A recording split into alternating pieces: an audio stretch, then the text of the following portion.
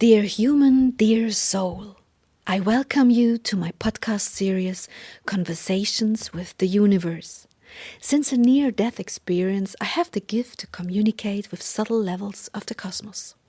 The knowledge from these for us invisible forms of energy I capture in my books, and it is now a great pleasure for me to share this knowledge, these conversations, with you as a supplement to the books. Please excuse me if the terms and articulations are not perfect. Our mother tongue is German, but we try to translate it to the best of our abilities. Thank you. Dear King Salomon, today let us please talk about the subject of communication and choice of words.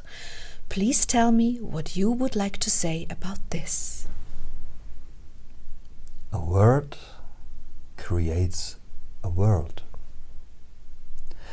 As the voice is the tool of the body, so is the word the tool of the spirit in the cosmos. Understand the power of these two components and realize how important it is to formulate your words in respect and in love.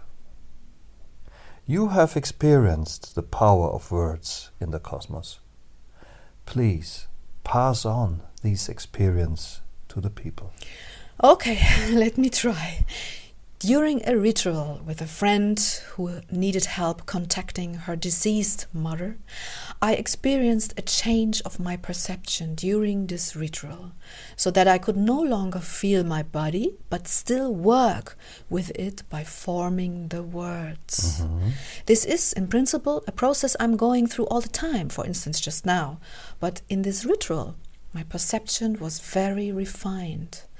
In the end, I no longer experience myself as Sylvia, but as a being that through the energy of the spirit via the language created certain energies through my voice.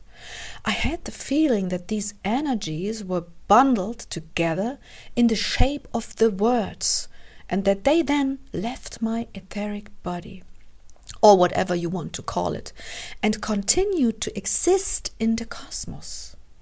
As if I was giving birth to something through my mouth. This experience was so intense that I never will forget it. And ever since then I have been very conscious of the meaning of every single word, in the same way that I am conscious of the importance of every breath that I take. If I could, I would give this experience to every human being, because it is almost impossible to describe in words. That is that I'm able to say on the subject right now. Exactly. It is thus that all of your words are operating in the cosmos. The only difference in the energy that gives life to these little beings, as you call them, in the cosmos, is your consciousness. The way in which you imbue your individual words with consciousness and speak them determines their energy in the cosmos.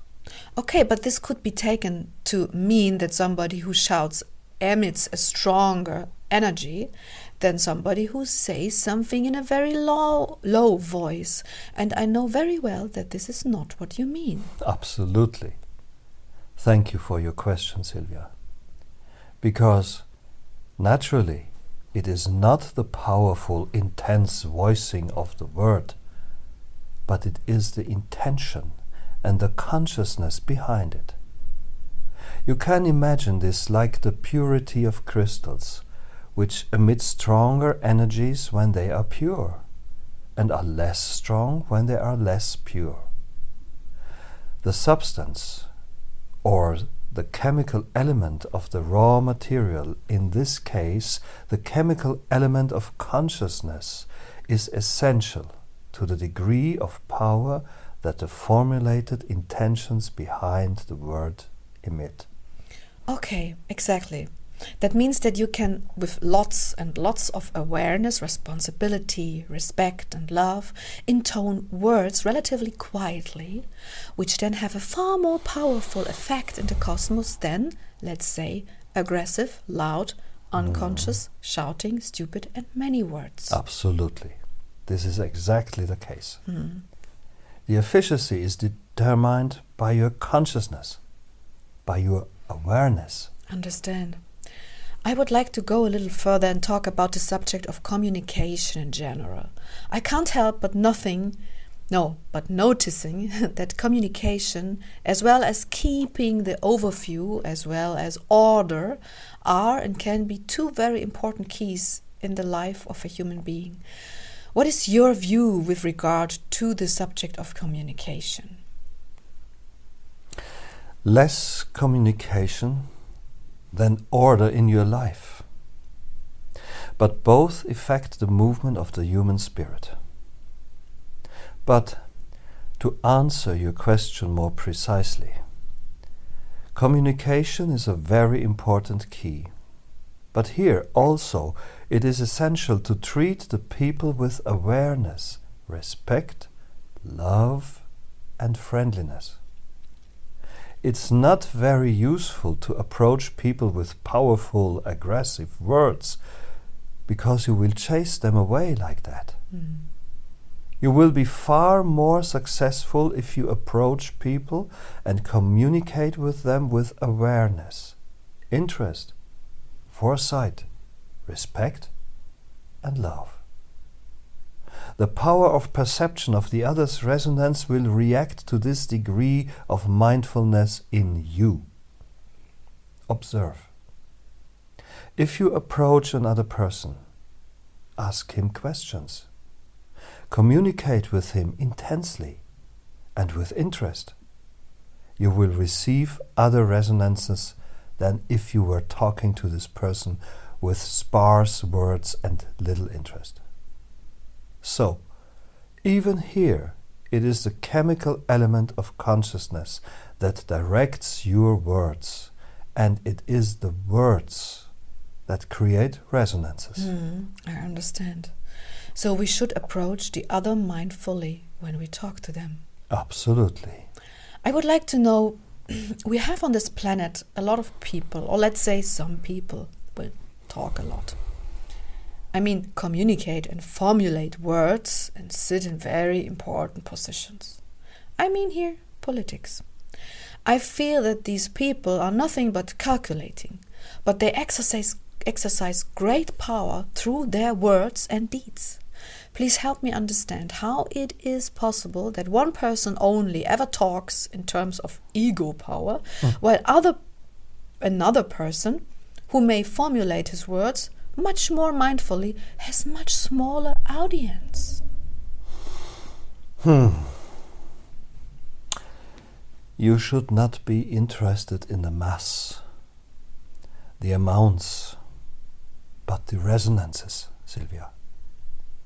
Isn't it much more beautiful and important when a single person is able to help others through his actions than when a multitude of people was unable to help anybody through their actions? Yes, of course, but I find it unbelievable that it is even possible. It is possible, because the people need religious father figures, either in politics or in religion, as you call it. I have asked you this question before, I think, but why do they need all of this brouhaha?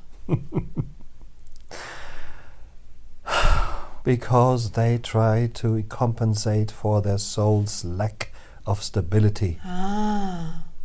If there is the one that leads them, they do not have to lead themselves. If there is the one that directs them, they do not have to think for themselves.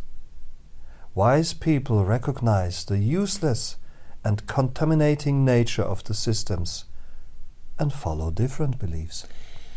But what about when a person talks and talks and talks all his life and the upshot of his words is just rubbish?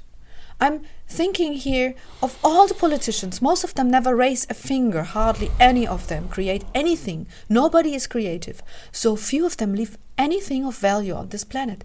What is happening there? Nothing. It's a life in sleep mode, as you would say. And what about the resonance of such an existence full of empty words? The responsibility is what binds them. You have learned this already. Yes. Look, these people are then bound to the energy created by the suffering of their people. Oh my God, good luck. And they have to bring them back into balance. Quite simply. Yes, you're right. Okay, well, can you tell me anything about the subject of politics? Surely you had certain structures in your day, didn't you? Yes, but different ones. We had the one who made the decisions, but he had many advisors.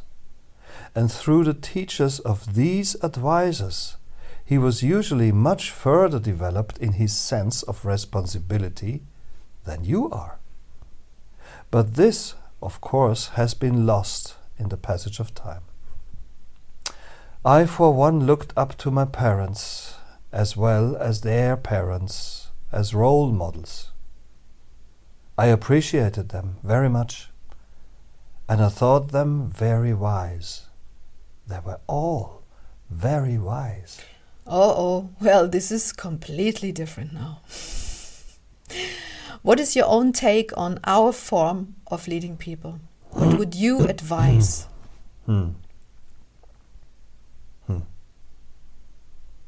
Fewer people are easier to lead than such multitudes that you now have on planet Earth.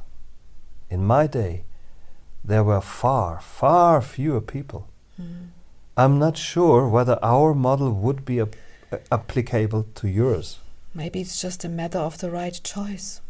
I, for one, do not like the fact that people who have no spiritual background are given such responsibility. Yes, I agree with you. This is an important starting point. Change it, Sylvia. Well, no, I'm not. I cannot change this. I'm sorry, but I have other tasks. But we have digressed a little. So, coming back, communication and choice of words. Have you anything else that you would like to add to this?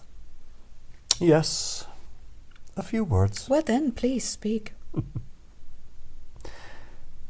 If people would communicate more lovingly and more respectfully, they would lose much less soul energy. Words are like weapons. Sensitive souls can experience words as a very real threat. People then become more and more frightened, and that is a sign of loss of soul energy. So, finally, I would like to appeal to you, all of you who listen to this, to be even more aware of the responsibility that goes along with your choice of words. Words are living beings that spring from cosmic energy.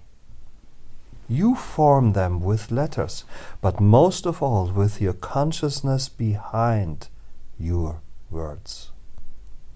If you speak mindless words, you can cause much suffering, and you will have to balance that. So, become even more conscious of your responsibility in this point and embody the divine in you in each and every moment. Wow, wonderful, important words. Thank you very much for this. Love. Thank you, Sylvia. Love.